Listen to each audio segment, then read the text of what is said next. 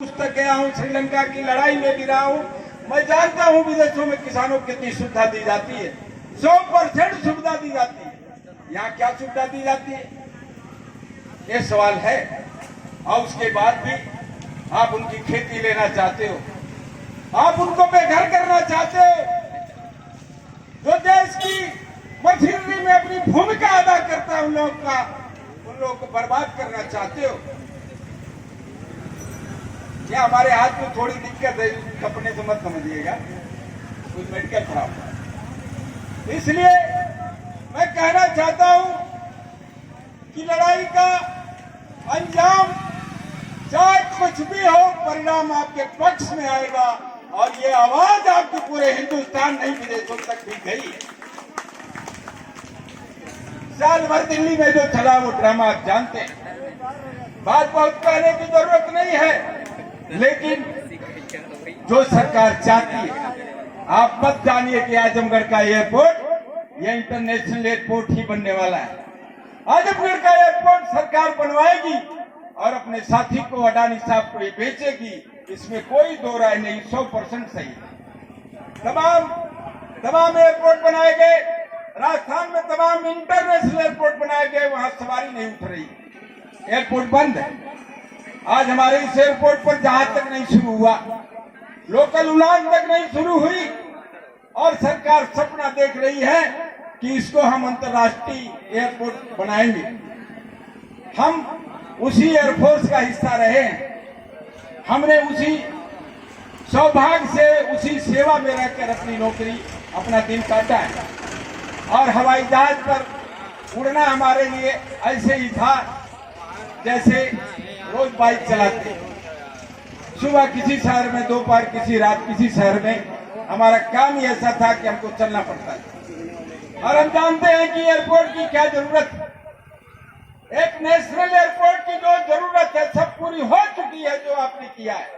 लेकिन आप जहाज तो उड़ाए नहीं, उल्टे आप अब अंतर्राष्ट्रीय उड़ान भरने का काम कर रहे हो, जिसमें आप 700-800 हजार एकड़ जमीन लेने का कुचक रचकर हमें, हमारे घरों को उठा रहे हो, हमारी खेती दे रहे हो। हम जाएंगे कहाँ? क्या सरकार ने कोई आश्वासन आपको कभी दिया? क्या सरकार ने कहा कि आपके घरों से नौकरी देंगे?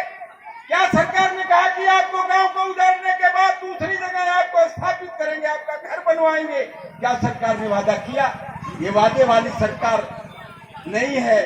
इसलिए कि जिस देश का राजा झूठ बोलता है, उस देश के लोगों का रहना बहुत ही कठिन समय में गुजर जाता है। हमें बेघर करना चाहती है सरकार, हमारा घर उजाड़ना चाहती है, हमारे बच्चों का भविष्य सुधारना चाहती है। और एक किसान के लिए उसकी जमीन उसकी माँ है, और हम अपनी माँ की इज्जत को किसी को हाथों नहीं गिरवी रखने देंगे, अपनी जान दे देंगे। मगर ऐसे नापाक इरादे सरकार के हम कभी सफल नहीं होने देंगे।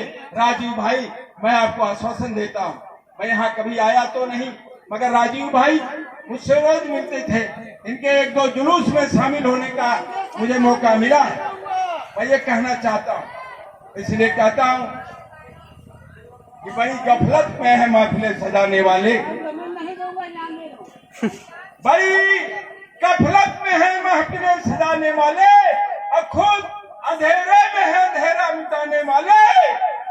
दीपक जलाने वाले परेशान है एक दिली के लिए, खुशियों में झूमते हैं घर को जलाने वाले।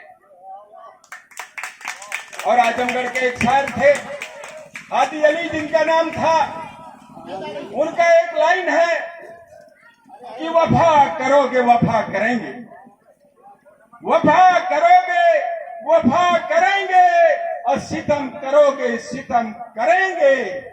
यही अब आखिरी फैसला हमारा, जो तुम करोगे वही हम करेंगे। अंग्रेजों से आपने लड़ाई लड़ा, ये महिलाएं मेरी माताएं बहनें बैठी हैं। अंग्रेजों ने एक कानून बनाया था कि जिस राजा की पीढ़ी में अगर राजा के जाने के बाद उसकी औलाद अगर नाबालिग होती थी, तो उस राज को अंग्रेज अपने राज में मिला लेता था।